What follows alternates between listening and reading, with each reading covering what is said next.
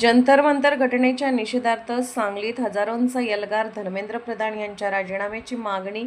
विद्यार्थ्यांना न्याय द्या, जबाबदारांवर कारवाई करा. जिल्हाधिकारी कार्यालयावर निषेध मोर्चा.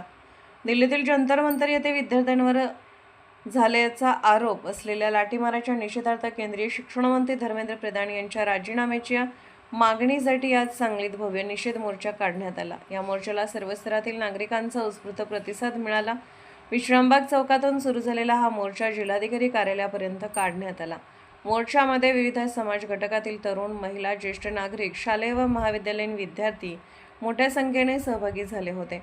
यावेळी आंदोलनकर्त्यांनी हातात फलक घेऊन इस्तीफा दो, इस्तीफा दो, धर्मेंद्र प्रधान इस्तीफा दो अशी जोरदार घोषणा देत विद्यार्थ्यांना न्याय देण्याची मागणी केली. जिल्हाधिकारी कार्यालयासमोर आंदोलनकर्त्यांनी केंद्र सरकारविरोधात घोषणाबाजी केली.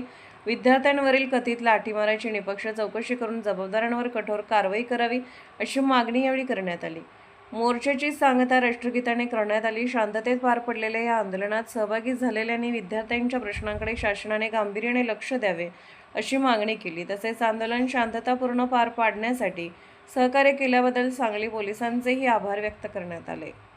धनंजय वाघ, मी एक स्टुडंट आहे. आम्ही आज जो मोर्चा केला ह्याच्यातून आम्हाला फक्त गव्हर्नमेंटला हेच सांगायचं आहे की ही मध्ये जे लोकांना मारलं, स्टुडंटचे तिथं दिल्लीमध्ये प्रोटेस्ट करत होते त्यांना मारलं, हे खूप चुकीचं आहे. आणि मध्ये भरपूर नीटचे पेपर्स वगैरे लीक झालेत. आम्हाला फक्त हे पाहिजे, आम्हाला फक्त न्याय पाहिजे. आणि वी होप की तुम्ही आम्हाला सपोर्ट कराल आणि धर्मेंद्र प्रधान यांचा रेजिग्नेशन घ्याल.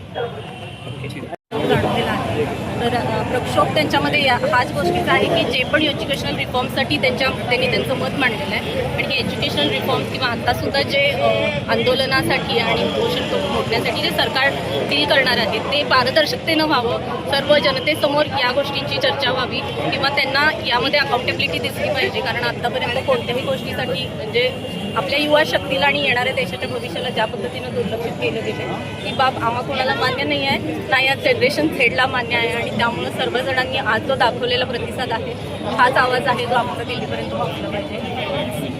क्रांतीचे नाना पाटील पुतळ्यापासून ते कलेक्टर ऑफिसपर्यंत झाला. आमच्या मागण्या एवढ्याच आहे की नीट पेपर फुटेमुळे जेवढे काही तुम्हाला दोषी सापडतील त्या सगळ्यांच्यावर कारवाई झाली पाहिजे. त्याचबरोबर धर्मेंद्र प्रधानांनी राजीनामा दिला पाहिजे. आणि एवढंच नाही तर जे काही 20 तारखेला या दिल्लीमध्ये घडलं, ज्या पोलिसांनी ज्या पद्धतीनं विद्यार्थ्यांना मारले त्या प्रत्येक पोलिसावर कारवाई झाली पाहिजे. आणि त्याचबरोबरीनं ह्या सगळ्या गोष्टीचा निषेध करायसाठी इथं आलेलो आहे.